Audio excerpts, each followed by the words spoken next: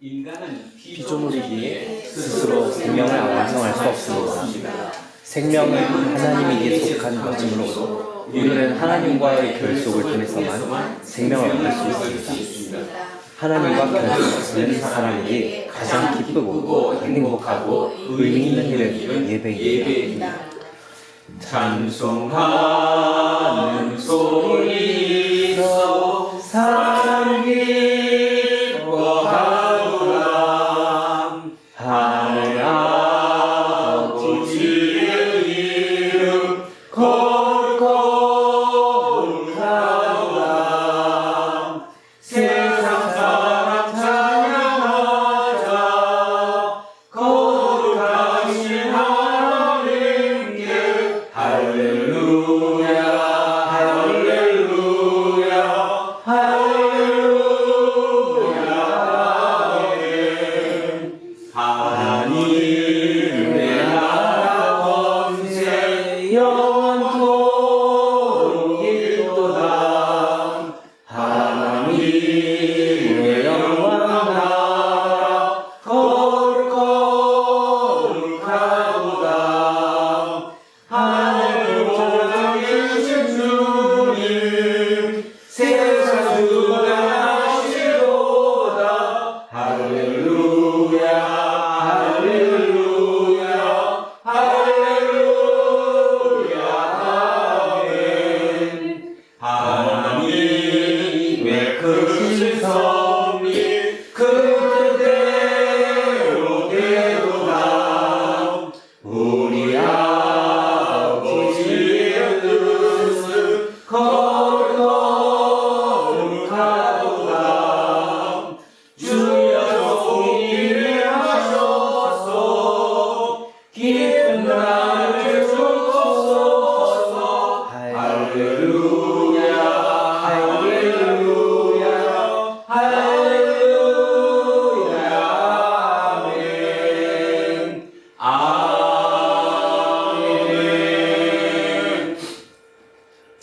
태초에 말씀으로 세상을 창조하셨고 지금도 우리의 경험과 예상을 뛰어넘는 방식으로 사시며 마지막 때에 전적으로 새로운 시대를 완성하신 하나님, 현재와 미래의 모든 운명을 하나님께 온전히 맡기는 심정으로 우리는 지금 찬양과 기도를 바칩니다. 하나님 홀로 영광을 받아 주십시오. 하나님께서 우리에게 베푸신 사랑이 크고 놀라워서 우리의 생각으로 다 파악할 수 없고 우리의 말로 다 표현할 수 없습니다. 사람이 못하는 모든 생명체가 생명을 이어가는 이 세상의 지금과 같은 방식으로 존재하고 작동하는 것 역시 하나님의 깊고 오묘한 능력이자 신비입니다. 하나님 홀로 영광 받으소서. 성부와 성령과 함께 하나님으로 살아계시고 다스리실 그리고 세상 마지막 때 생명 완전을 위해 우리에게 다시 오실 예수 그리스도의 이름으로 기도합니다. 아멘. 세상에 속한 사람들만이 아니라 하나님 나라를 추구한다고 자처하는 우리 예수쟁이들도 사람이 만들어 놓은 것과 자기의 업적과 자기 자신을 절대화하는 삶에 익숙해져 버렸습니다. 서로 상대방을 수단으로 다루는 것에 마음이 기울어질 때가 많았습니다. 주님, 우리를 불쌍히 여겨 주십시오. 지난 한 주간에도 우리는 알면서 또는 몰라서 하나님의 선물인 일상을 영적으로 풍요롭게 지켜내지 못했습니다. 너무 많은 것에 관심이 분산되어 정작 영혼의 양식에 대해서는 등한히 했습니다. 우리를 불쌍히 여겨 주십시오. 예수 그리스도의 이름으로 기도합니다. 아멘. 기도합니다.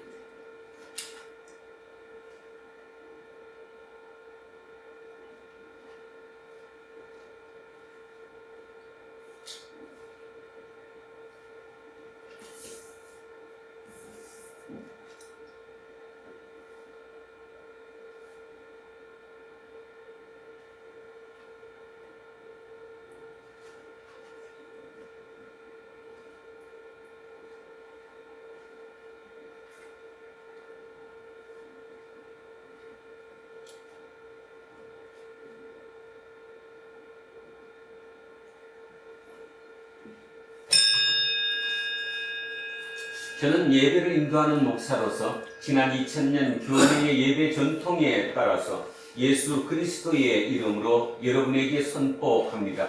지금 여러분이 믿음으로 고백한 모든 죄는 자비와 긍휼이 무한하신 하나님으로부터 용서받았습니다. 그분의 기억에서 지워졌으니 기뻐하고 찬송하십시오. 그리고 이웃의 잘못도 같은 마음으로 용서하십시오. 아멘. 다 자리에 앉아주십시오. 찬송가 406장 찬송하겠습니다. 406장입니다.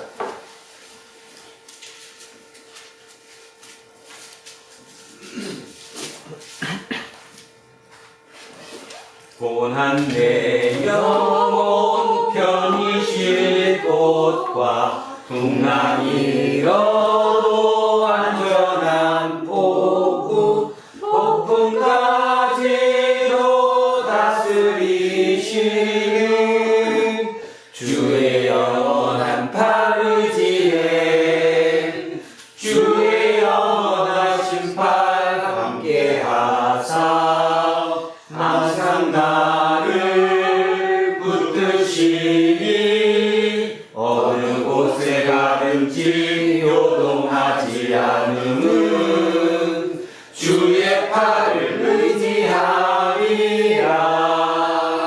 세상 친구들 나를 버려도 예수는 함께 동행함으로 주의 은혜가 충만하리니 주의 영원한 팔 의지해 주의 영원하신 팔 함께하사 항상 나를 붙드시니 어느 곳에 가든지 요동하지 않음은 주의 팔을 의지함이라. 나의 믿음이 연약해져도 이 예비한 힘을 주시며 위태할 때도 안보하시는 주의 영원한 팔 의지해 주의 영원하신 팔 함께하사 항상 나를 붙드시니 어느 곳에 가든지 요동하지 않음은 주의 팔을 의지함이라. 능치 못한 것 주께 없으니 나의 인생을 주께 맡기며 나의 모든 짐 대신 지시는 주의 영원한 팔 의지해 주의 영원하신 팔 함께하사 항상 나를 붙드시니 어느 곳에 가든지 요동하지 않음은 주의 팔을 의지함이라.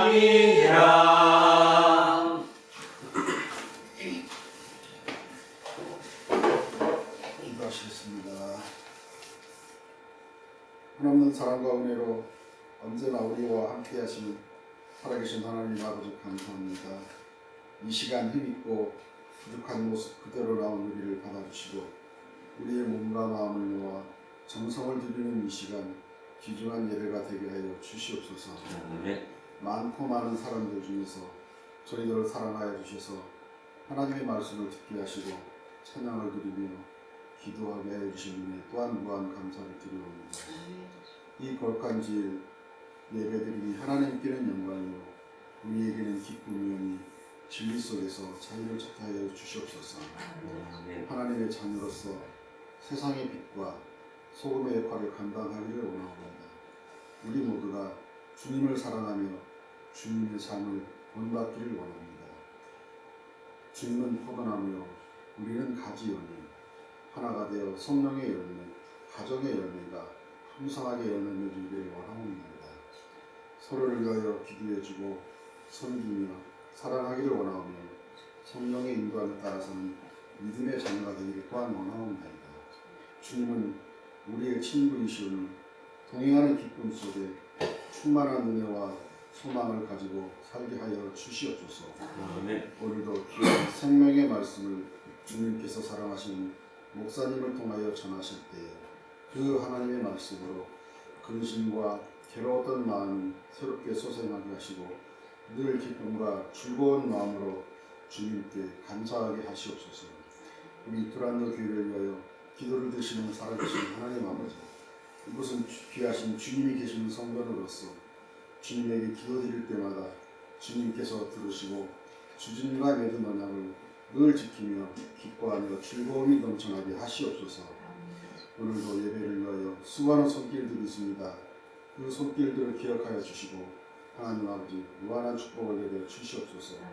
지금은 예배의 처음 시간을 마치는 시간까지 예배를 기뻐 받아주시고 주님 홀로 영광 받으시옵소서. 이 모든 말씀을 거룩하신 우리 주 예수님 이름으로 간절히 기도드리사옵나이다. 아멘. 인사하겠습니다. 두 분 손해보고 삽시다. 손해보고 삽시다. 하나님 사랑합니다. 하나님 사랑합니다. 목사님을 사랑합니다. 목사님을 사랑합니다. 김재영님을 사랑합니다. 김재웅님을 사랑합니다. 이영웅님을 사랑합니다. 이영웅님을 사랑합니다. 이으뜸님을 사랑합니다. 이으뜸님을 사랑합니다. 이영민님을 사랑합니다. 이영민님을 사랑합니다. 이양승님을 사랑합니다. 이양승님을 사랑합니다. 윤정숙님을 사랑합니다. 윤정숙님을 사랑합니다. 이연승님을 사랑합니다. 이연승님을 사랑합니다. 안경관님을 사랑합니다. 안경관님을 사랑합니다. 손요셉님을 사랑합니다. 천요셉님을 사랑합니다. 이동영님을 사랑합니다. 이동영님을 사랑합니다. 김재생님을 사랑합니다. 김재생님을 사랑합니다. 우리 김종님을 사랑합니다. 함께하지 못한 우리 모두를 사랑합니다. 기도하겠습니다. 말씀으로 우주 전체를 창조하신 하나님, 세상에서 듣는 풍문으로 인해서 우리의 영혼이 산만해졌습니다. 하나님의 말씀에 온 영혼으로 집중하는 것만이 우리가 사는 길임을 믿습니다. 말씀을 보고 말씀을 읽고 말씀을 들으며 말씀을 선포하는 우리 모두 성령으로 하나 되게 해 주십시오. 예수 그리스도의 이름으로 기도합니다. 아멘. 첫째 말씀 사도행전으로 가겠습니다. 신약성서 201쪽입니다. 신약성서 201쪽 사도행전 8장 26절에서 40절까지 말씀입니다.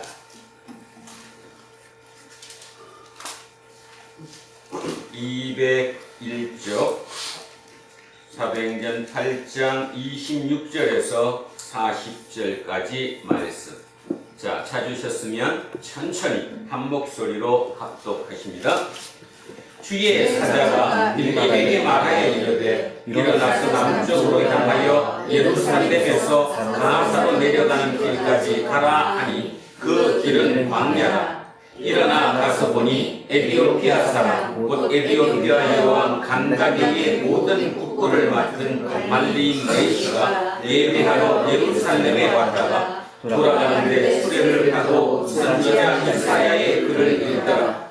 성령이 빌립으로 이르시되 이 수레로 가까이 나아가라 하시거늘 빌립이 달려가서 선지자 이사야의 글을 읽는 것을 듣고 말하되 읽는 것을 깨닫느냐? 대답하되 기도에 줄 사람이 없으니 어찌 깨달을 수 있느냐 하고 빌립을 청하여 수레에 올라 같이 앉으라 하니라. 읽는 성경 구절은 이것이니 일렀으되 그가 도살자에게로 가는 양과 같이 끌려갔고 털 깎는 자 앞에 있는 어린 양이 조용함과 같이 그의 입을 열지 아니하였도다. 그가 굴욕을 당했을 때 공정한 재판도 받지 못하였으니 누가 그의 세대를 말하리요. 그의 생명이 땅에서 빼앗긴 이로다 하였거늘 그 내시가 빌립에게 말하되 청컨대 내가 묻노니 선지자가 이 말한 것이 누구를 가리킴이냐 자기를 가리킴이냐 자기를 가리킴이냐 빌립이 입을 열어 이 글에서 시작하여 예수를 가르쳐 복음을 전하니 길 가다가 물 있는 곳에 이르러 그 내시가 말하되 보라 물이 있으니 내가 세례를 받음에 무슨 거리낌이 있느냐 이에 명하여 수레를 멈추고 빌립과 내시가 둘 다 물에 내려가 빌립이 세례를 베풀고 주님 이후에서 돌아오되 주의 영이 빌립을 이끌어 간지라 내시는 기쁘게 길을 가므로 그를 다시 보지 못하니라. 빌립은 야소도에 나타나 여러 성을 지나다니며 복음을 전하고 가이사랴에 이르니라. 아멘. 성시교독 시편 22편으로 갑니다. 구약성서 818쪽입니다. 구약성서 818쪽 시편 22편 25절에서 31절까지 말씀입니다. 818쪽 시편 22편 25절에서 31절 말씀입니다. 시작하겠습니다. 큰 회중 가운데에서 나의 찬송은 주께로부터 온 것이니 주를 경외하는 자 앞에서 나의 소원을 갚으리이다. 겸손한 자는 먹고 배부를 것이며 여호와를 찾는 자는 그를 찬송할 것이라. 너희 마음은 영원히 살지어다. 땅의 모든 끝이 여호와를 기억하고 돌아오며 모든 나라의 모든 족속이 주의 앞에 예배하리니 나라는 여호와의 것이요 여호와는 모든 나라의 주의 힘이로다. 세상의 모든 풍성한 자가 먹고 경배할 것이요 진포 속으로 내려가는 자 곧 자기 영혼을 살리지 못할 자도 다 그 앞에 들어가리로다. 후손이 그를 섬길 것이요 예배의 집을 전할 것이며 와서 그의 공의를 깨어날 백성에게 전하며 주께서 이를 행하셨다 할 것이로다. 아멘. 둘째 말씀 요한 1서로 가겠습니다. 찬송가 쪽입니다. 신약성서 391쪽입니다. 신약성서 391쪽 요한 1서 4장 7절에서 21절까지 말씀입니다.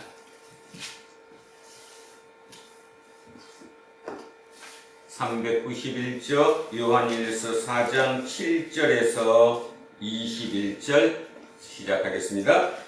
사랑하는 자들아 우리가 서로 사랑하자.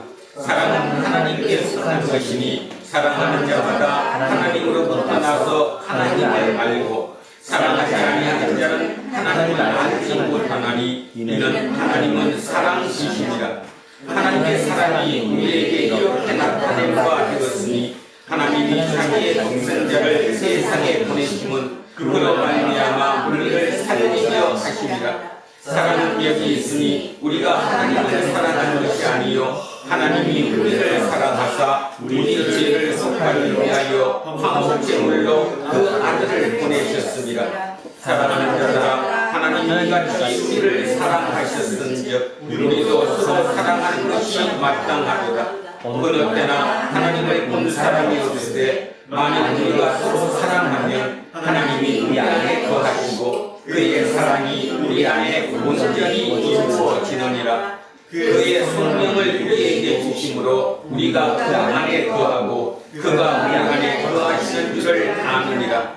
아버지가 아들을 세상에 구주로 보내신 것을 우리가 보았고 또 증언하노니 누구든지 예수를 하나님의 아들이라 시인하면 하나님이 그의 안에 거하시고 그도 하나님 안에 거하시느니라.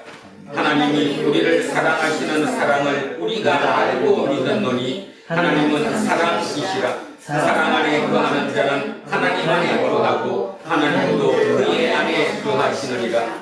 이로써 사랑이 우리에게 온전히 이루어진 것은 우리로 심판날에 담대함을 가지게 하려 함이니 주께서 그러하심과 같이 우리도 이 세상에서 그러하니라. 사랑 안에 두려움이 없고 온전한 사랑이 두려움을 내쫓나니 두려움에는 형벌이 있습니다.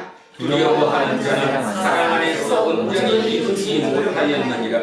우리가 사랑하면 그가 먼저 우리를 사랑하셨으니라. 누구든지 하나님을 사랑하노라 하고 그 형제를 미워하면 이는 거짓말하는 자니 본원과 그 형제를 사랑하지 아니하는 자는 오직 못하는가 하나님을 사랑할 수 없느니라. 우리가 이 계명을 쉽게 받았나니 하나님을 사랑하는 자는 또한 그 형제를 사랑할지니라. 아멘.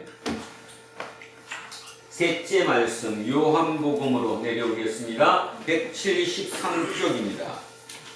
앞쪽으로 내려오셔서 173쪽 요한복음 15장 1절에서 8절까지 말씀입니다. 173쪽 요한복음 15장 1절에서 8절 말씀입니다. 시작합니다. 나는 참 포도나무요 내 아버지는 농부라. 무릇 내게 맺어 있어 열매를 맺지 아니하는 가지는 아버지께서 그것을 제거해 버리시고 무릇 열매를 맺는 가지는 더 열매를 맺게 하여 그것을 깨끗하게 하시느니라. 너희는 내가 일러준 말로 이미 깨끗하여졌으니 내 안에 거하라. 나도 너희 안에 거하리라. 가지가 포도나무에 붙어 있지 아니하면 스스로 열매를 맺을 수 없음같이 너희도 내 안에 있지 아니하면 그러하리라. 나는 포도나무요 너희는 가지라. 그가 내 안에 내가 그 안에 거하면 사람이 열매를 많이 맺나니 나를 떠나서는 너희가 아무것도 할 수 없습니다. 사람이 내 안에 거하지 아니하면 가지처럼 밖에 버려져 마르나니 사람들이 그것을 모아다가 불에 던져 사르느니라. 너희가 내 안에 거하고 내 말이 너희 안에 거하면 무엇이든지 원하는 대로 구하라. 그리하면 이루리라. 너희가 열매를 많이 맺으면 내 아버지께서 영광을 받으실 것이요 너희는 내 제자가 되리라. 아멘. 오늘 주신 말씀으로 가겠습니다. 로마서 6장 15절에서 23절까지 말씀입니다. 로마서 6장 15절에서 23절까지 말씀.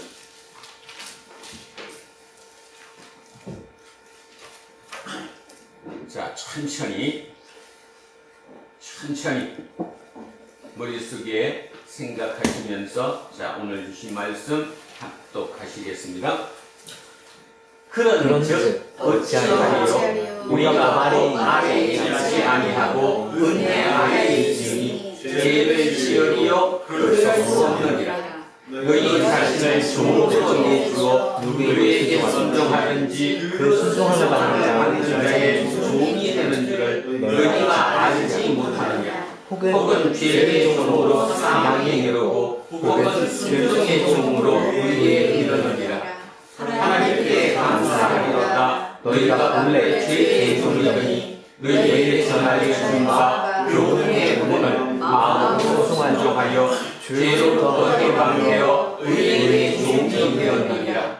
너희 육신이 연약함으로 내가 사람의 이해대로 말하노니 전에 너희가 너희 지체를 부정과 불법에 내주어 불법에 이른 것 같이 이제는 너희 지체를 의의 종으로 내주어 거룩함에 이르라.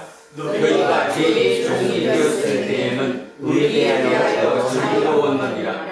너희가 그때에 무슨 열매를 거뒀느냐. 이제는 너희가 그 일을 부러워하나니 이는 그 마지막이 사망이니라.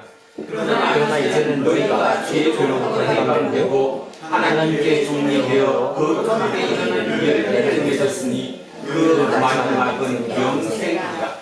죄의 사슬은 사망이요 하나님의 영산은 그리스도 예수 우리 주 안에 있는 영생이니라. 아멘. 오늘은 죄의 종, 의의 종이라는 제목으로 하나님의 말씀의 은혜를 나누고자 합니다. 사도 바울이 이 편지를 기록하고 있는 그 당시 로마를 한번 가만히 생각해 보면 로마는 아주 풍요로웠던 시대였습니다. 왜냐하면 전쟁에서 승리하죠. 전쟁에서 승리하면 재물을 얻어오잖아요. 그 재물과 전쟁에서 포로로 잡혀온 그 포로들을 내 일꾼으로 쓰니까 그들이 노예라고 얘기하죠. 그래서 로마 시대에는 모든 노동을 누가 해요? 노예가 해요. 그러니까 우리는 이렇게 노예 그러니까 뭐 굉장히 한 것 같지만 그 노예가 모두 비천한 사람들이 아니라 노예 중에는 굉장히 고급적인 모든 행정 업무까지 모든 것을 그들이 봤다 이 말이죠. 그랬던 사회, 노예를 기반으로 하는 사회, 그리고 모든 물자가 풍부했던 풍요의 시대. 그러니 그들이 가는 그는 길은 원할 권자죠. 참 아이러니하게 모든 사람은 풍요를 원합니다. 그죠? 우리 자신들도 개인적으로도 부자 되기 원하죠. 우리나라도 가만히 따져보면 이름이 누군지는 기억이 나지 않는데 어떤 여배우가 한 20여 년 전에 나와서 부자 되세요 그랬잖아요. 그죠? 부자 되세요. 그때부터 우리나라의 이데올로기가 바뀌었습니다. 모두가 부자 되는 것입니다.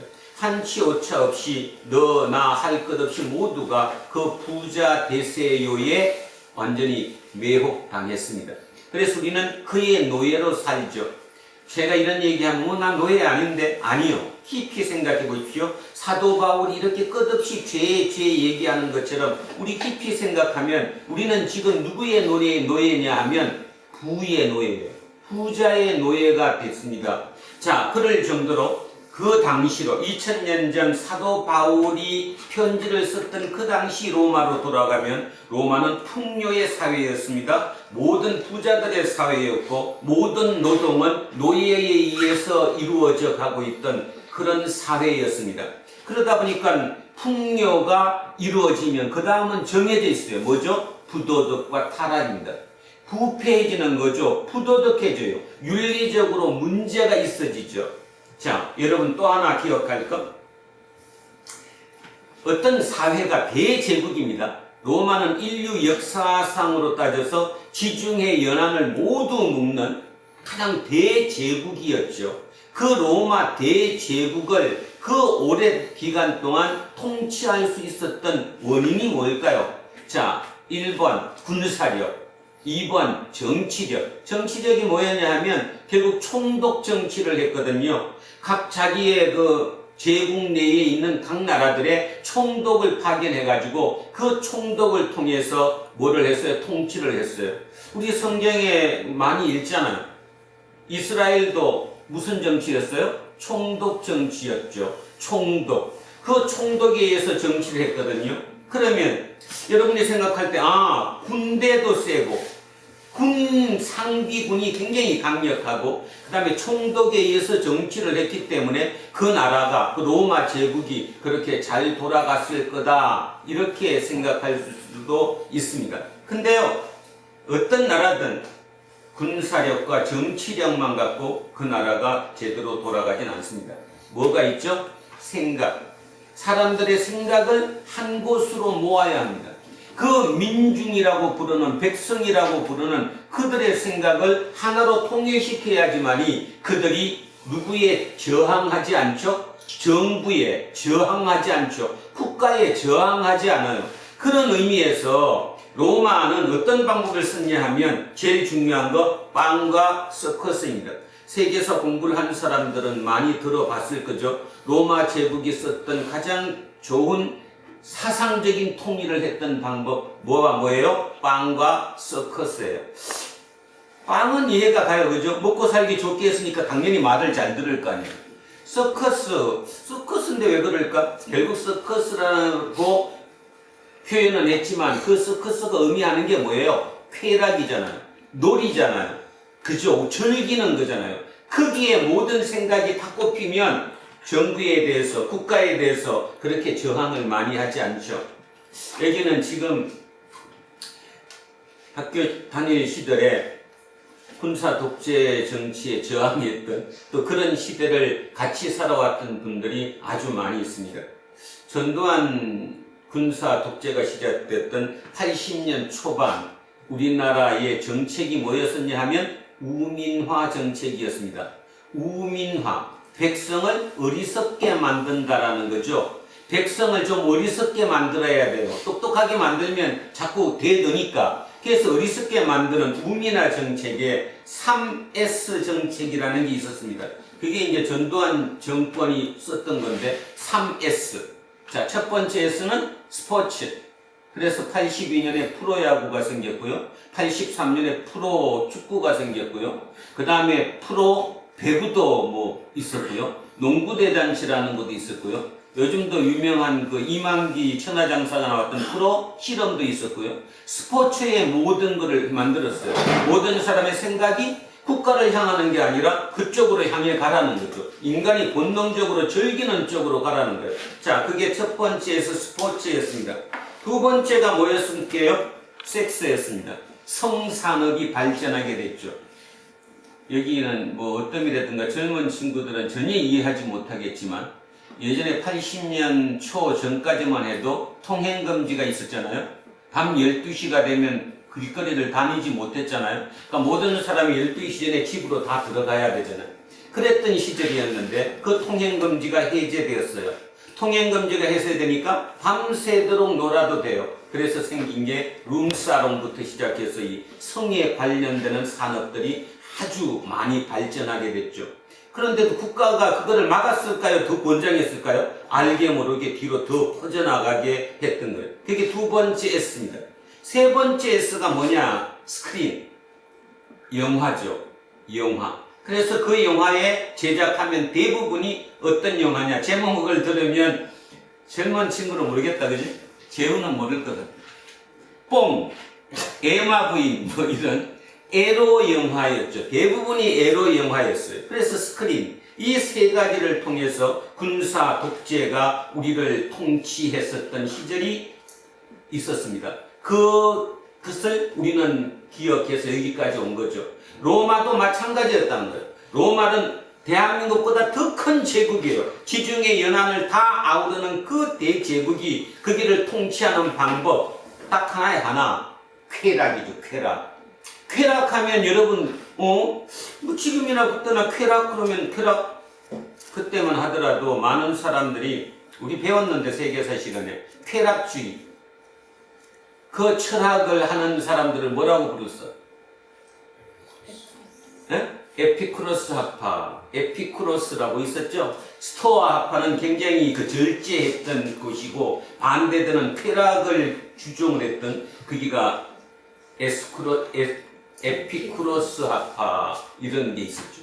그럴 정도로 그걸 이어왔던 그 시대예요. 그런 생각을 머릿속에 넣어야 이 본문이 이해가 갑니다. 왜 사도 바울이 저 얘기를 저렇게 반복 끝없이 반복하면서 저렇게 얘기했을까? 저 얘기가 무슨 뜻일까를 알아들어야 그게 그런 뜻이었구나. 지금의 우리에게도 똑같은 거죠. 그리고 또 하나는 오늘 본문이 중요한 이유가 시차적으로 2000년에 시차가 있기는 하지만 2000년 전 로마 시대나 2024년 대한민국이나 비슷해요. 진짜 비슷하다는 거죠. 지금 우리 시대도 뭐예요? 풍요로워요.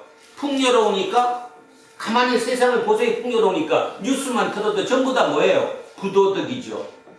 부도덕. 윤리적이지 아니라 비윤리적이고 부도덕이 팽배해 있어요. 그런데 많은 사람들이 그게 부도덕하다, 비윤리적이다 생각하지 않고 살아요.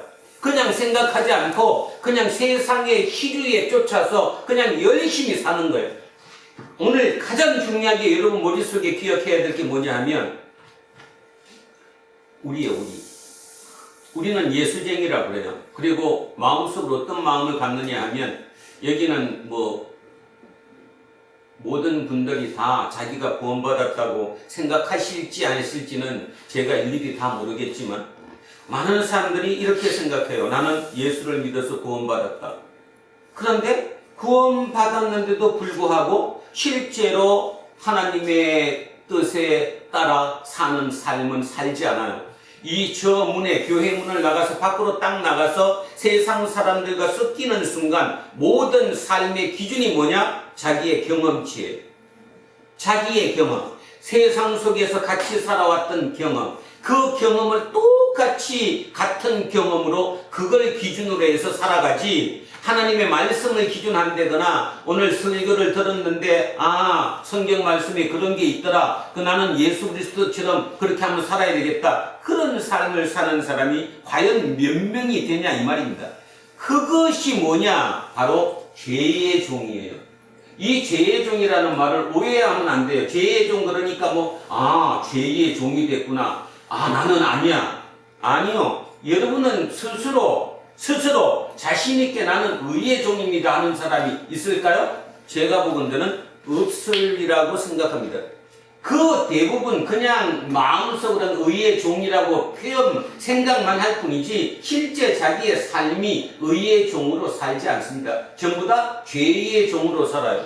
그러면 나 죄 아닌데? 나는 진짜 열심히 건실하게 사는데? 아니요. 세상에 나가서 세상의 기준으로 그 희류에 쫓아서 사는 그 대부분이 다 비윤리적이고 부도덕적인 게 얼마나 많은지도 몰라요. 오늘 아침에 우리 집사람하고 같이 올라오면서 대화 중에 그런 게 있었습니다. 세상이 왜 이럴까? 결국 세상은 뭐가 많아요? 정석이 아닌 편법이 엄청나게 많죠. 그리고 편법을 잘 써먹는 사람을 우리는 뭐라고 그러느냐? 유능한 사람이라고 생각을 해요. 교회에 다니면서도 그래요. 김 집사는 참 세상 잘 살아, 얼마나 능수능란한지 몰라, 되게 똑똑해, 이렇게 표현을 한다라는 거죠. 전혀. 지금 사도 바울은 그걸 공격하는 거예요. 그래서 당신들은, 다시 말해서 누구는, 로마의 시민들은 당신들, 또 로마에서 기독교를 믿고 있는 그리스도인은 당신들은 지금 죄의 종이다, 그걸 깨달으라는 거예요. 죄의 종임을 깨달아야 되는데 그들은 깨닫지 못한다는 거죠.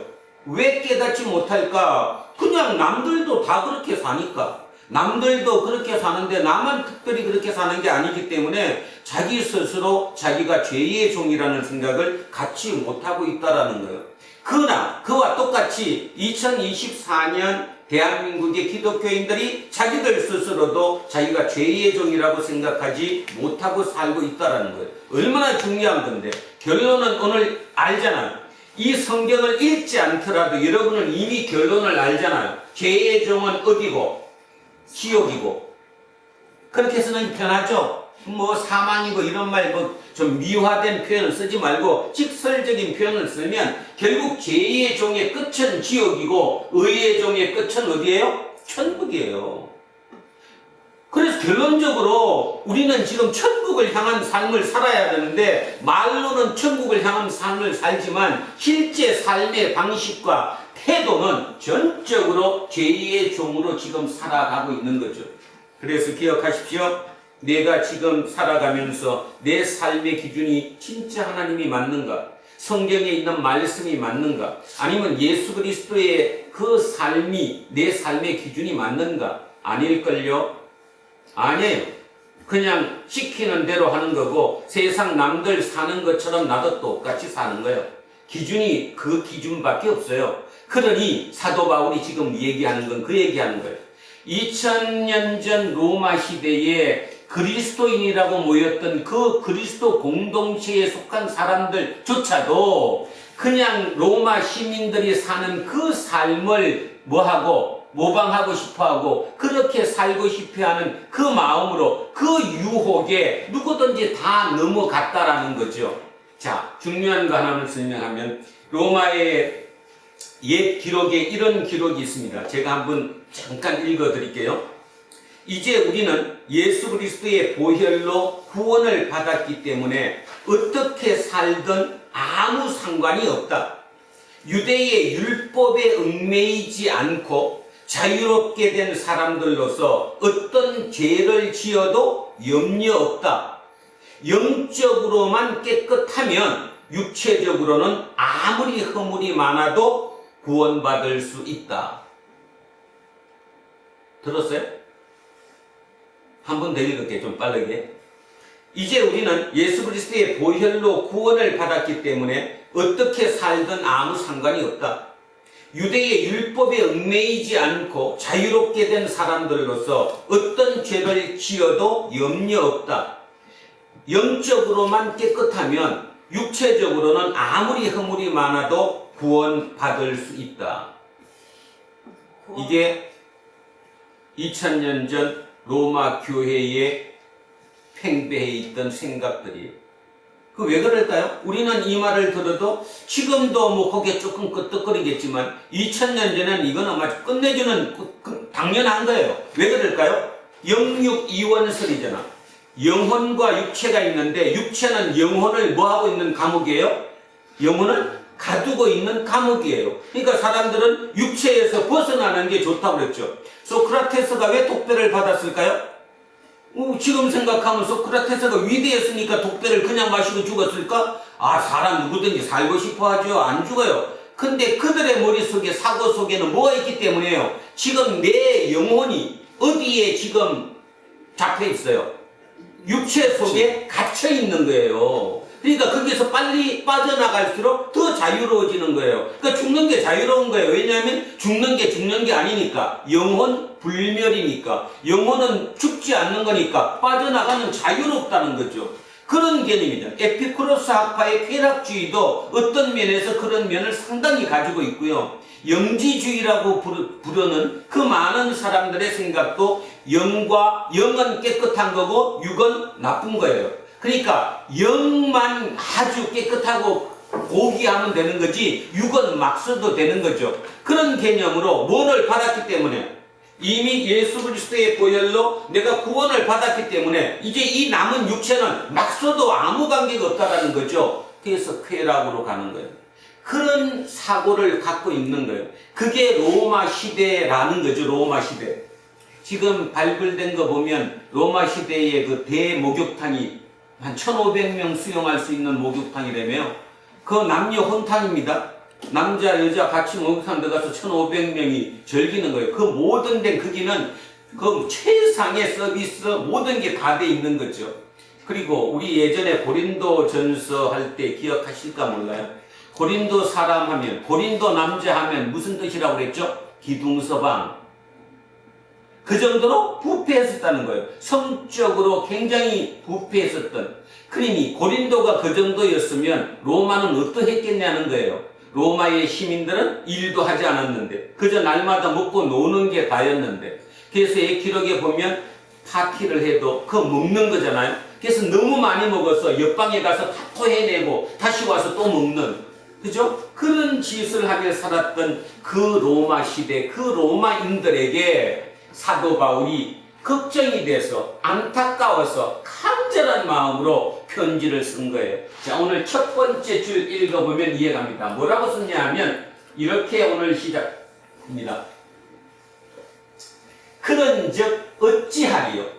우리가 법 아래 있지 아니하고, 법 아래, 율법 아래 있지 아니하고, 율법에서 해방됐죠? 자, 은혜 아래에 있으니 죄를 지으리요? 그럴 수 없느니라. 여기까지 끊어보세요.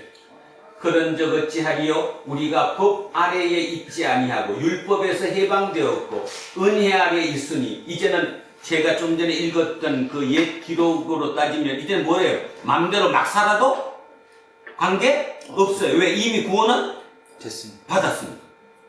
지금 그 얘기하는 거예요. 그런데 그 얘기에 대해서 사도 바울이 딱 끊는 거예요. 아니다. 절대로 그럴 수 있다 없다? 없다. 그럼 이 문장이 이해가 됩니다. 오늘 첫 문장이 굉장히 중요한 문장인데 해석을 잘 이해하시면 이해가 바로 가요. 한 번만 더 하겠습니다. 쾌락주의입니다.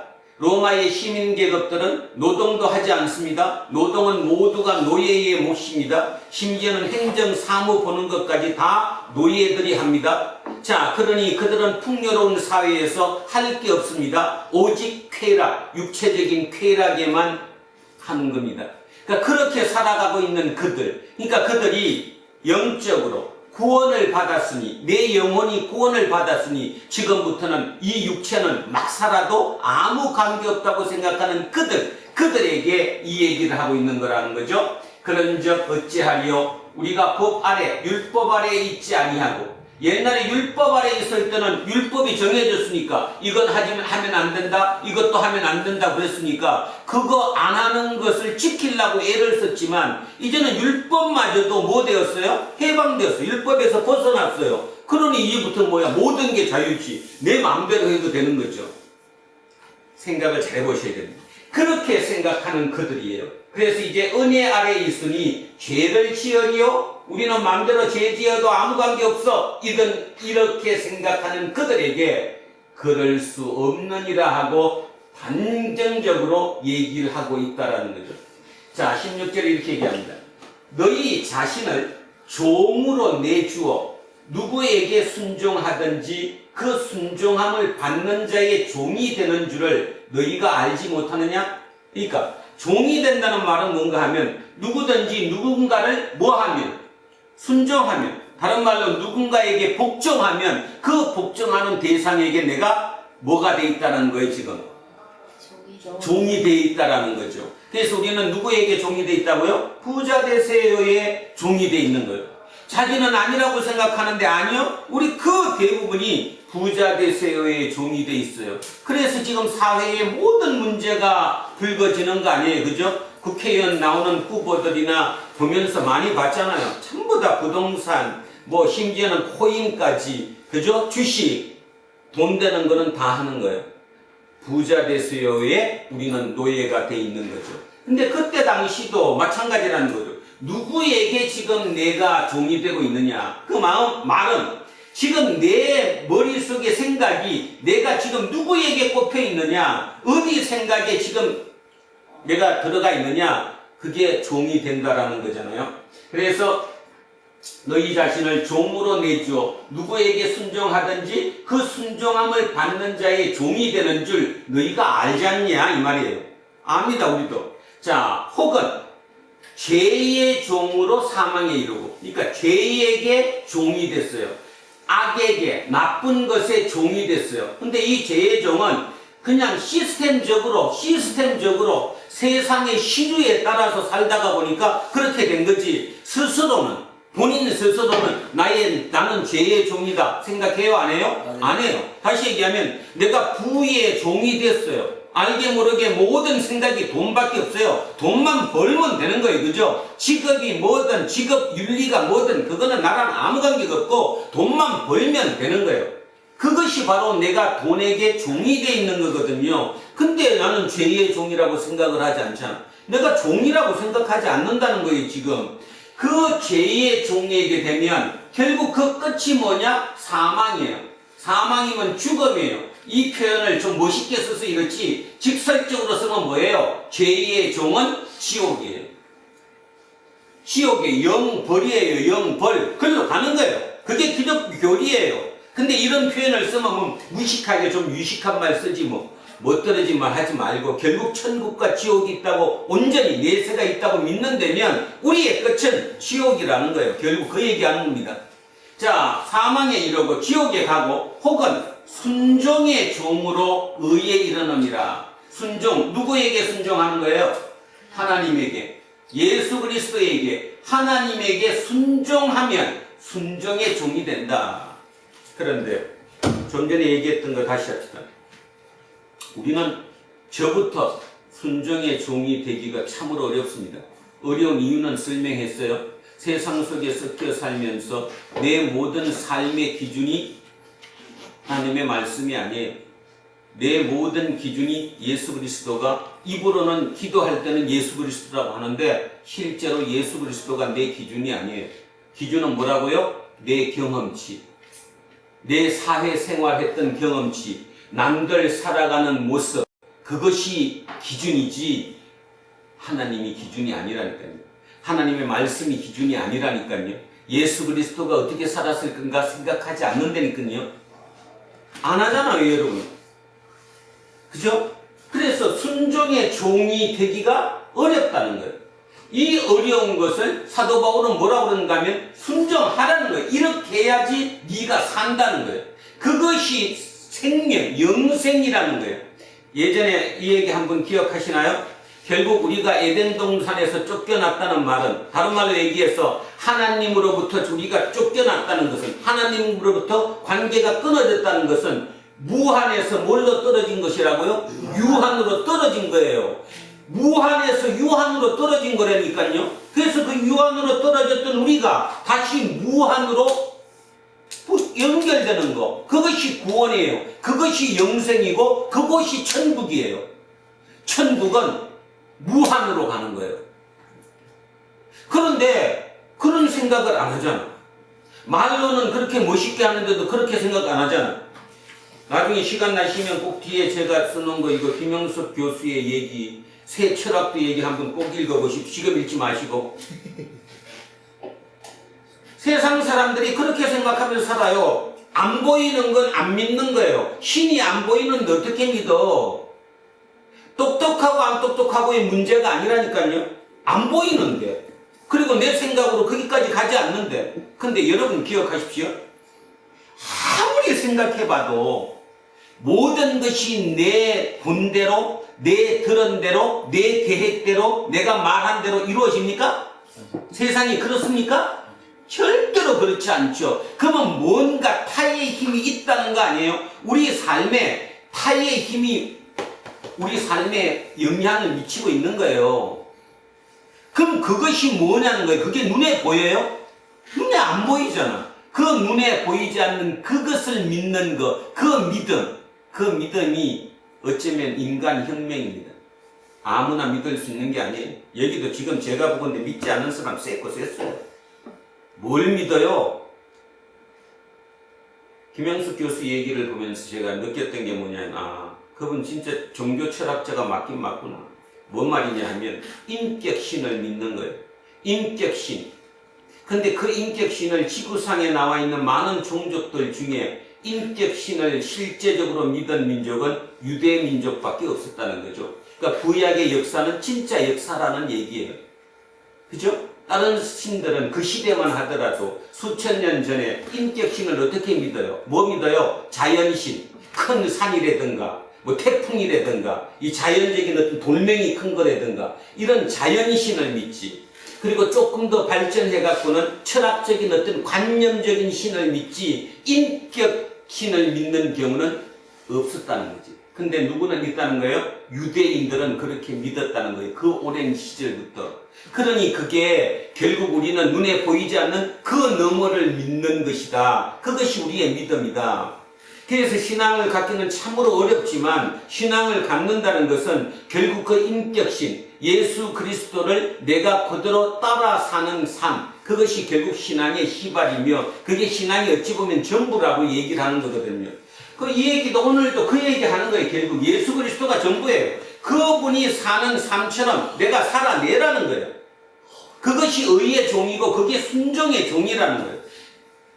다른 신처럼 믿지 말고, 다른 신은 자연신은 또 다른 관념적인 어떤 신은 내가 그 신에게 잘 보이면 나한테 복 주고 내가 잘 보이지 못하면 벌 주고. 우리 인격신은 그런 신이 아니잖아. 오라는 거잖아. 내가 생명의 근원이라고 얘기하잖아. 하나님이 우리 보고 얘기하는 거예요. 너 생명의 근원이 나야. 네가 살고 싶으면 너를 나한테 와야 돼. 그래서 연결시켜 달라는 거잖아. 그 연결을 시켜주기 위해서 자기의 독생자 아들 예수 그리스도를 이 땅에 보내셔서 십자가에다가 제물로 죽이셨다는 거예요. 그래서 그걸로 말미암아 우리가 그것을 믿으면 하나님과 우리가 다시 연결된다. 지금 이게 기독교 교리잖아요.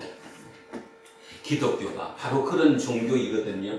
자, 그래서 지금 이 얘기도 결국 거칠지만 그 표현한 겁니다. 16절 한 번 더 있습니다. 너가 누구에게인가 순종하면 그 순종하는 사람의 종이 되는 것이다. 그러면 당신은 누구에게 순종하고 있느냐 이 말이에요. 죄에게 순종하고 있느냐 아니면 하나님에게 순종하고 있느냐. 그 얘기를 깊이 생각해 보라는 거예요. 바울은 지금 이후에 16, 17, 18, 19 계속 이어지면서 끝없이 반복해요. 똑같은 내용을 반복하고 있는 거예요. 왜? 그 정도로 중요했으니까. 그리고 바울은 이미 이 편지를 읽는 독자가 로마 교회 교인들이 이거 읽어도 제대로 안 들을 거라 알고 있었어요. 근데 기적은 일어났지 않습니까? 어떤 기적이 일어났어요? 듣지 않을 거라고 생각했던 그들 중에 소수인 누군가가 듣기 시작했고 그 소수들이 새를 불렸어요. 그 새를 불려서 결국 세계 역사를 바꿔놔버렸잖아요. 세계 역사를 바꾸는 사람은 결국 뭐 많이 있다고 얘기하지만 가장 대표적인 사람은 누구예요? 예수 그리스도입니다. 그러면 누구도 부인하지 않아요. 지금 세상에 사는 70억, 80억 인구 모두 중에 물어보면 결국 세상의 변화의 가장 큰 변화는 예수 그리스도였어요. 말도 안 되는 그 분이 결국은 변했어요. 그분 스스로가 변했겠어요? 아니죠. 그 이후에 예수를 따라왔던 그 사람들에 의해서 그것이 변화가 온 거잖아요. 지금 이 편지가 결국 그 시발점이 됐는지도 몰라요. 여기부터 출발되었는지도 몰라요. 그런데 이렇게 편지를 반복했었어요. 자, 17절 갑니다. 하나님께 감사하리로다. 너희가 본래는 죄의 종이더니 너희에게 전해준 바 교훈의 본을, 교훈의 본, 이게 뭘까요? 전해준 게 이게 뭐예요? 이게 복음. 복음. 예수 그리스도에 대한 복음. 오늘도 지금 제가 여러분에게 예수 그리스도의 복음을 전하고 있죠. 예수 그리스도가 우리를 위해서 십자가에 대신 돌아가셨다. 그래서 하나님의 무한과 나의 유한이 합쳐지는 연결고리를 만들어 주셨다. 지금 그게 복음이에요, 복음. 그 복음을 마음에 순종했어. 그래서 죄로부터 해방되어 의에게 종이 되었느니라. 이게 뭐라고 얘기하는 거예요? 로마 교회 교인들에게 당신들은 예수 그리스도의 복음을 받아들이고 마음으로 그거를 믿어 순종했으니까 이제는 죄의 종이 아니라 누구의 종이다? 의의 종이다. 그러면 결론적으로 뭔 말이에요? 지금부터 삶이 죄의 종으로 살으라는 거예요? 아니면 의의 종으로 바꾸라는 거예요? 의의 종으로 바꾸라는 거죠. 근데 이게 바꿔지나요? 오랜 습성이 돼 있고 습관이 돼 있는데 이게 그냥 쉽게 나 오늘부터 의의 종이야 한다고 바꿔진다는 게 아니에요. 여러분, 성경의 가장 위대한 인물 다윗도 죄의 종이 자주 됐어요, 안 됐어요? 죄의 종이 자주 됐어요, 안 됐어요? 됐어요. 대표적인 밧세바 그 여인 벌거벗은 모습 보고, 그죠? 그 이후에 여러분 수십 번 들어서 알잖아요. 그 남편까지 죽이게 살인 교사를 한 그런 짓을 했어요, 다윗. 그럼에도 불구하고 다윗이 그러면 끝까지 그런 사람이었느냐? 아니에요. 정신 말짱할 때는 대단한 사람이에요, 그죠? 누구처럼이에요? 우리처럼이지. 정신 말짱할 때는 대단한데 정신이 한 번에 누구한테 지배당하면 그냥 가는 거예요. 그래서 자기 절제가 어려운 거예요. 자기 절제가. 지금 이 얘기하는 거예요. 이게 의에게 종이 되었다고 해서 사도 바울은 이렇게 믿으라는 거죠. 지난주 걸로 하면 뭐라고 그랬어요? 여길지어다 그랬잖아요. 여길지어다. 네가 이제 그렇게 생각해라. 근데 이거를 못한다는 거죠. 어렵다는 거죠. 자, 17절 18절 한번 더 합니다. 하나님께 감사하리로다. 너희가 본래 죄의 종이더니 너희에게 전해준 바 교훈의 본 복음을 마음으로 순종하여 죄로부터 해방되어 의에게 종이 되었느니라. 그래서 이제 우리는 의의 종이 되었다. 자, 19절. 너희 육신이 연약함으로, 이렇게 해서 이제 조금 여기에 펴는데 다른 번역본에는 이렇게 번역을 했습니다. 육신이 연약함으로가 아니라 깨달음이, 이해력이 떨어짐으로. 그래서 이제 바꿔서 저도 하겠습니다. 너희가 이해력이 떨어짐으로. 지금 우리가 이해력이 떨어지잖아요. 제가 아무리 이렇게 얘기해도 제 말을 여러분이 그대로 100% 받아들이기도 어려울 뿐더러 또 거꾸로 제가 여러분 말을 100% 이해하기도 어려워요. 서로 어긋나는 거죠. 서로 틀려요. 이해하기가 서로 어렵다는 거죠. 그래서 너희 육신이 연약함으로, 이해력이 떨어짐으로, 이해력이 딸림으로 내가 사람의 예대로 말하노니, 그러니까 사람 사는 방식대로 말하노니, 쉽게 얘기해서 쉽게 한번 설명하겠다 이런 뜻이에요. 이 말이 너무 어렵지? 우리가 이해력이 미치지 못함으로 그래. 그래서 그냥 보편적으로 인간사를 인간사를 생각해서 그거를 기준으로 해서 한번 내가 얘기해 볼게 이런 뜻이거든요. 그러니까 다시 얘기하면 너희 육신이 연약함으로 내가 사람의 예대로 말하노니, 다시 얘기하면 이해가 잘 안 가지. 그렇지만 내가 조금 쉽게 얘기해 볼게 이 뜻입니다. 자, 전에 너희가 너희 지체를 부정과 불법에 내주어 불법에 이런 것 같이 너희 지체를 눈, 코, 귀, 입, 발, 손 모든 것을 그냥 부정과 불법에 내줬어. 나쁜 짓에 내줬어. 지난주에도 많은 나쁜 짓에 내줬죠. 어제도 술 한잔 먹느라고 손 갖고 그죠? 죄에다 얼마나 많이 내줬어요. 이번 또 어디다가 내줬게? 이번 또 그 친말 하느라고 그냥 남들하고 박자 맞춰주느라고 온갖 얘기 다 해놓고 오늘은 거룩한 척하고 나와가지고 회개도 안 해요. 회개조차도 몰라. 왜? 그 장난으로 들으니까. 심각하면 진짜 회개하죠. 다윗이 유명했던 거는, 다윗 된 거는 자기가 딱 깨닫고 난 이유는 절대로 순종했어요. 변함없이.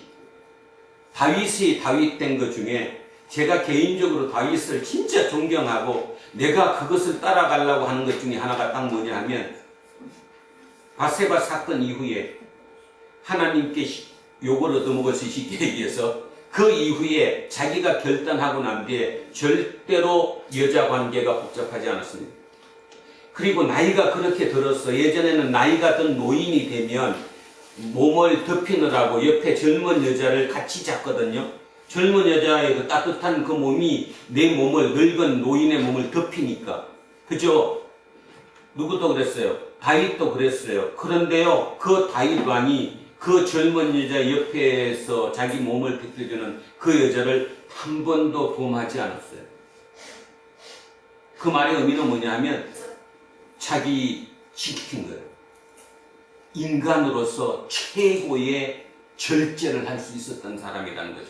그게 회개. 회개라는 게 뭐야? 안 하기로 했다면 죽어도 안 하는 거예요. 근데 우리는 뭐예요? 어저께 하고 30분 뒤에 한 번만 더 하고 이제 다음부터는 안 해야지. 그 30분. 그래서 중독되는 거예요. 그죠? 도박 중독되고 마약 중독되는 거고 헬렐레 하고 사는 거고 답이 없다라는 거죠. 지금 그런 얘기를 하고 있습니다. 너희 지체를 부정과 불법에 내줬어요. 그래서 불법에 이런 것 같이 이제는 너희 지체를 의에게 종으로 내주어 거룩함에 이르라. 이제 우리는 의의 종이 되었으니까 지금부터는 손, 발, 귀, 눈, 입, 코 모든 지체를 오직 의의 종으로 내주어서 거룩함에 이르라. 간절히 부탁하는 거예요. 그런데 저렇게 사는 사람이 많았을까요? 적었을까요? 적었겠죠. 힘들었겠죠. 그렇지만 있었다는 거예요.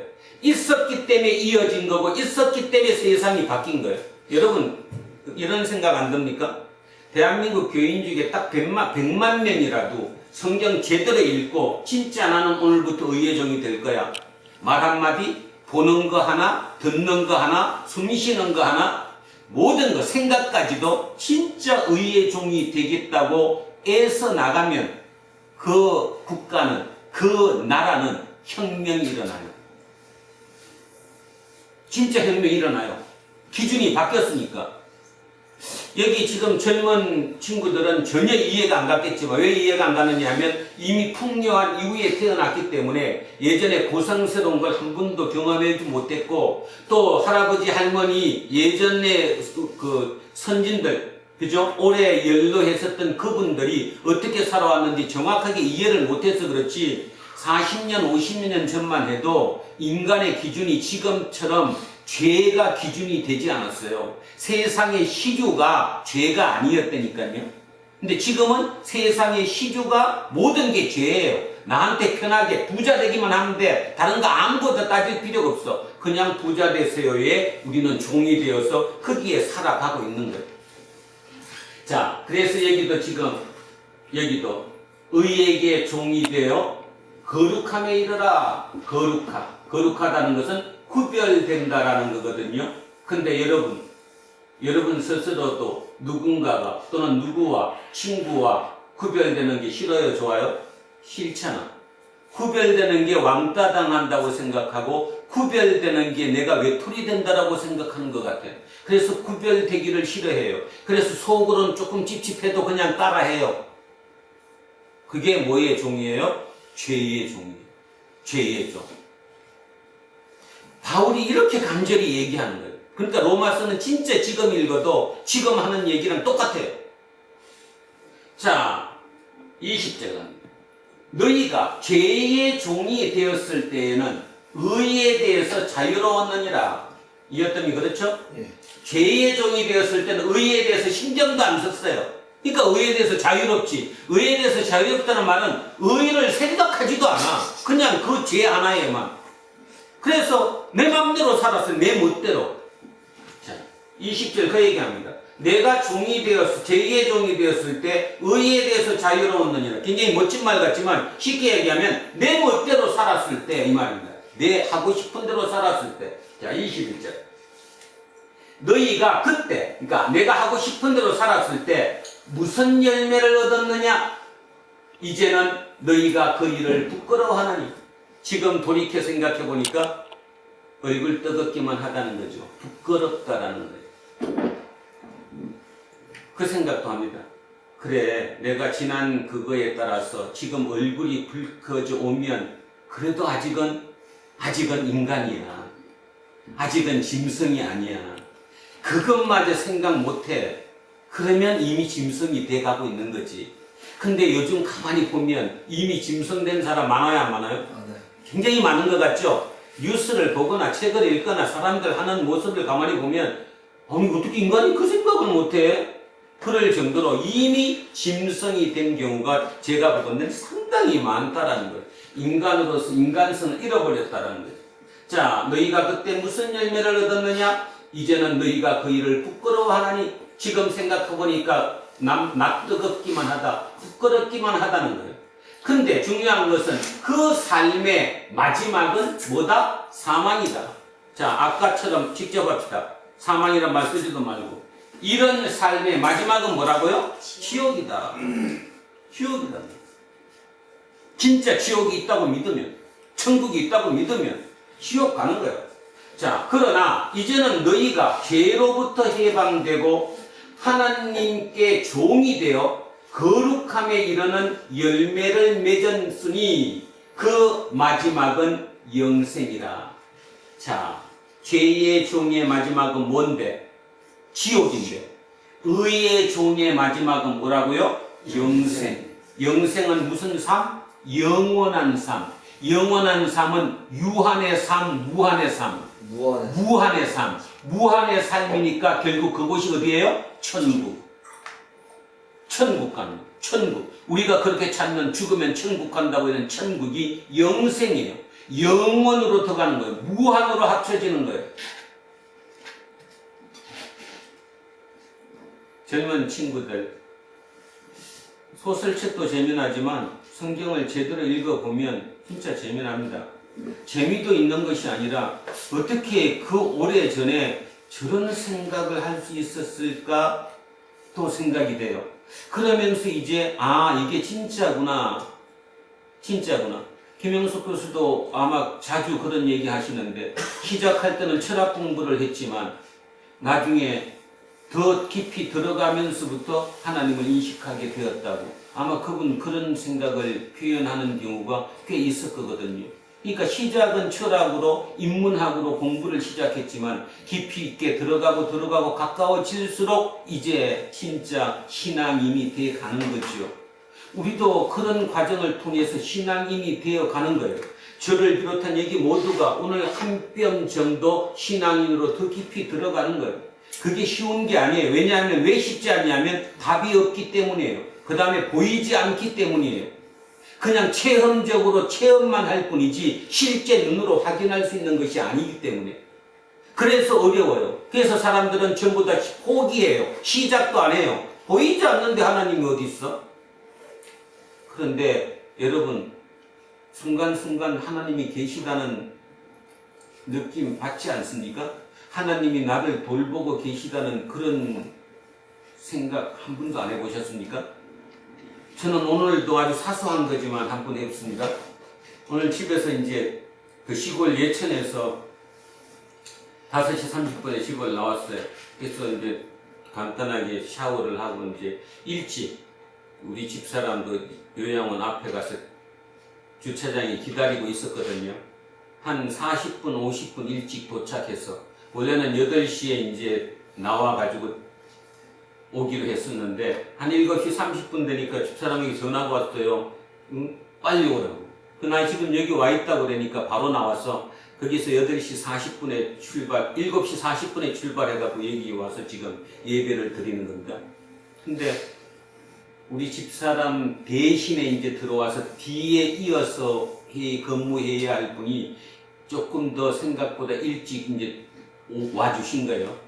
거기까지만 해도 괜찮은데 중요한 사실은 김밥을 또 2줄을 사가지고 아침도 못 먹고 가실 건데 가다가 드시라고.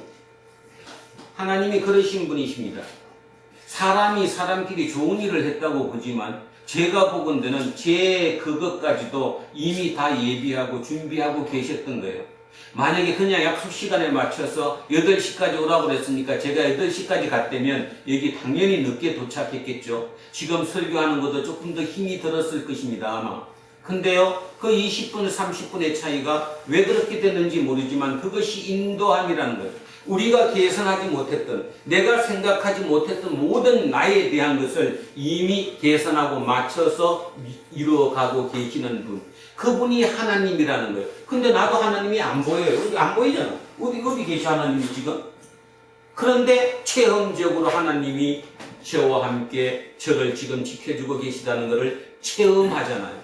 그 체험이 필요한 거거든요. 그 체험이 필요하고 나면 세상에 별로 두려운 게 없어요. 열받는 것도 그렇게 많이 없어요. 바로 그 관계, 그게 의의 종이 되는 거예요. 그런 과정을 거쳐서 의의 종이 되는 거거든요. 근데 제가 답답한 것 중에 하나가 설교마저도 진지하게 듣지 않아요. 진지하다는 말 알죠? 진지하게 성경 말씀 하나를 읽지 않는다는 거예요. 그리고는 그냥 기독교도 다른 신앙처럼 그냥 복받는 종교, 그냥 거기에 머물러 있는 거예요. 지금 기독교는 뭐의 문제예요? 믿기만 하면 구원받는다. 그래서 나는 믿기만 하면 된다. 나 믿는다. 뭐 믿는 걸 어떻게 알아? 믿음을 어떻게 증명할 수 있냐고. 그래서 믿기만 하면 구원받는다니까 밖에 나가서 딴짓 다 하고 여기 들어와서 난 하나님 믿습니다. 그리고 구원받았다고 생각하는 칼바르트가 얘기했던 값싼 은혜, 그죠? 그런 거에 지금 우리는 너무 매여 있는지도 모른다고 하는 것이죠. 오늘 사도 바울의 얘기를 통해서 2000년의 시차가 있었지만 실은 2000년 전 로마 교회 교인들한테 하는 얘기가 아니라 바로 우리에게 하는 얘기이므로 들었으면 좋겠습니다. 그렇게 여러분 속에 들리신다면 우리는 한 뼘쯤 하나님께 다가설 수 있는 계기가 됐을 것이고 그게 쌓이고 체험이 쌓이면 우리의 삶은 완벽하게 바뀐다는 거예요. 똑같은 세상에 똑같이 숨쉬고 살지만 같은 삶을 살지 않는다는 거죠. 진짜 푸근하고 그죠? 아주 큰 삶을 우리는 살아낼 수 있다는 사실을 명심하면서 하나님께 한 발 다가서는 저와 여러분 되시기를 축원드립니다. 자, 마지막 절 23절 하겠습니다. 자, 23절에 결론을 냈습니다. 사도 바울이 죄의 싹은 뭐요? 사망이요. 죄의 싹, 대가는 사망이요. 다른 말로 죄는 결국 어디로 간다고요? 지옥 가는 거예요. 죄는 지옥으로 가는 거예요. 하나님의 은사는 그리스도 예수 우리 주 안에 있는 영생이라 천국 간다는 거예요. 결국 그 얘기를 계속 끝없이 반복하고 있는 거예요.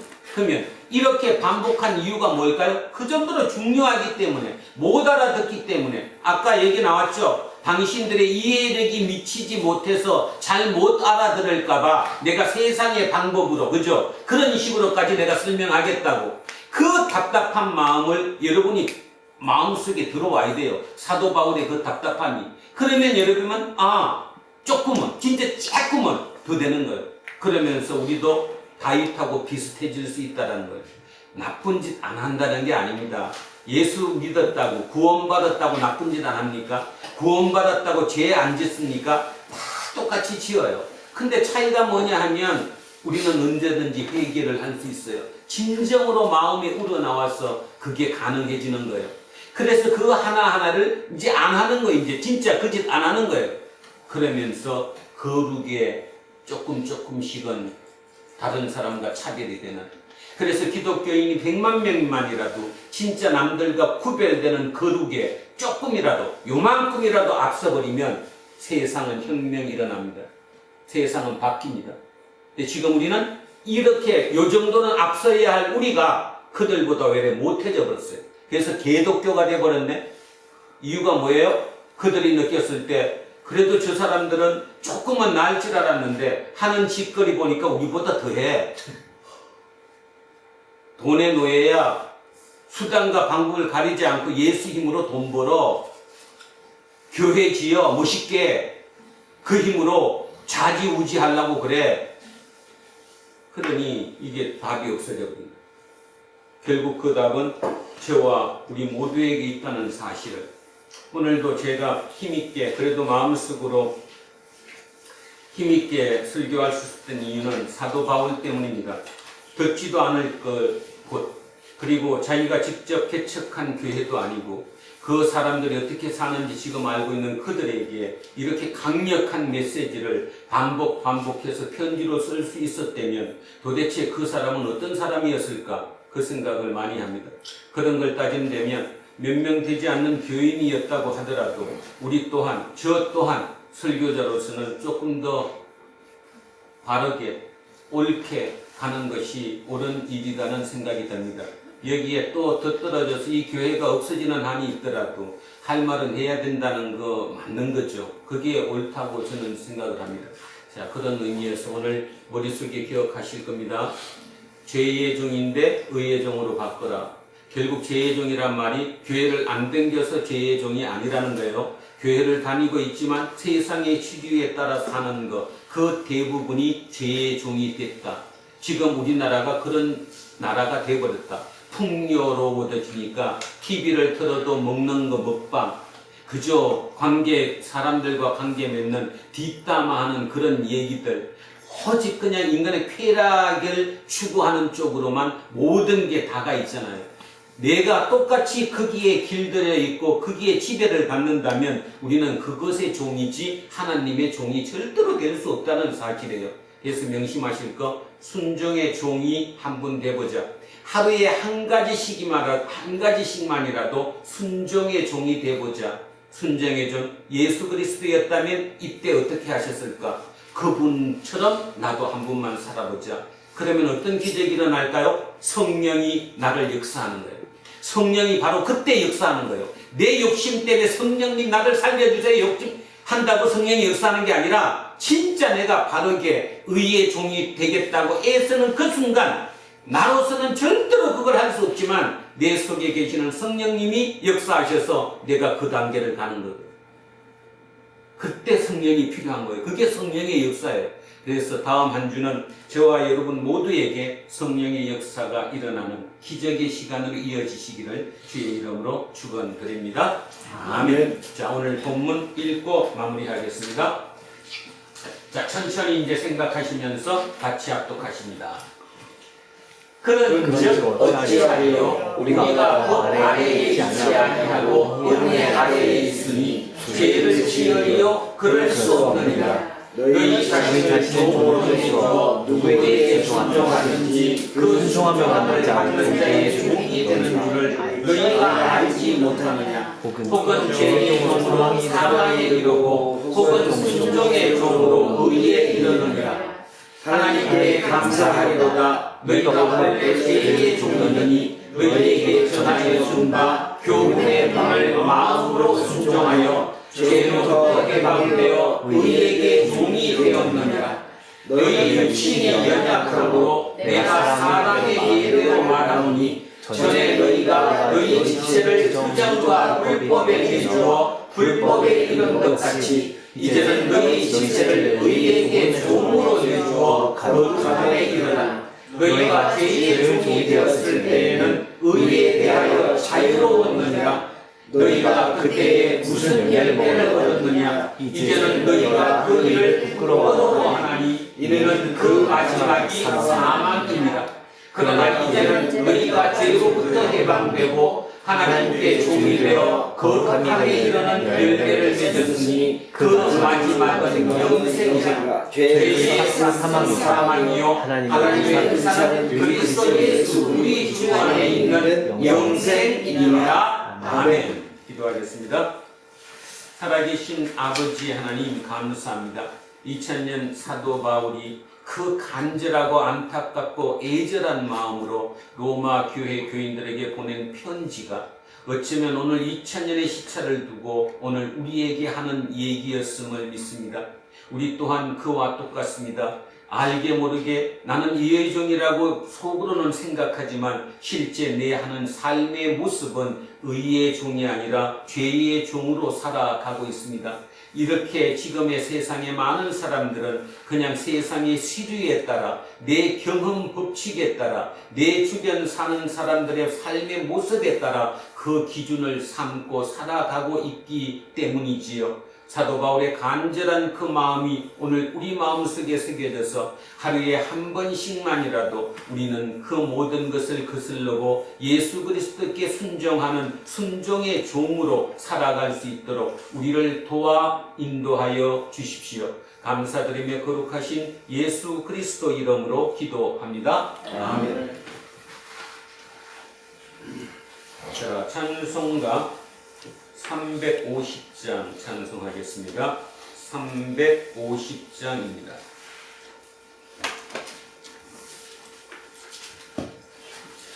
우리를 싸운 것은 아니요 우리를 싸운 것은 육체 아니요 마귀 것에 맞서 싸워 깨쳐버리고 죽을 영혼 살릴 것일세 한 마음으로 힘써 나가세 한 마음으로 힘써 싸우세 악한 마귀 군사들과 힘써 싸워서 승전고를 울리기까지 우리들이 문화보세가 아니요 우리들이 가진 검은 강철 아니요 하나님께 받아가진 평화의 복음 거룩하신 말씀이로다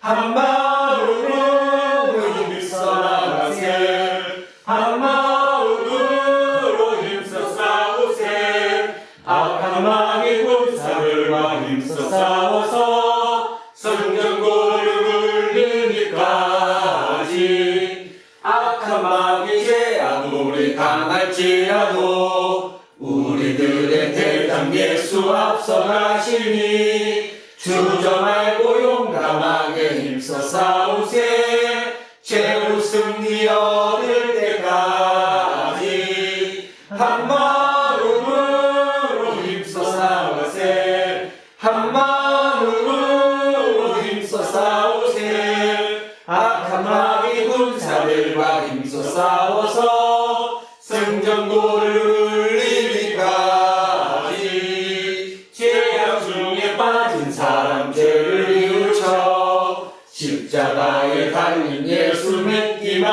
하면 위태한 데 빠진 영혼 구원 얻어서 천국 백성 될 것이밀세 한 마음으로 힘써 나가세 한 마음으로 힘써 싸우세 악한 마귀 군사들과 힘써 싸워서 승전고를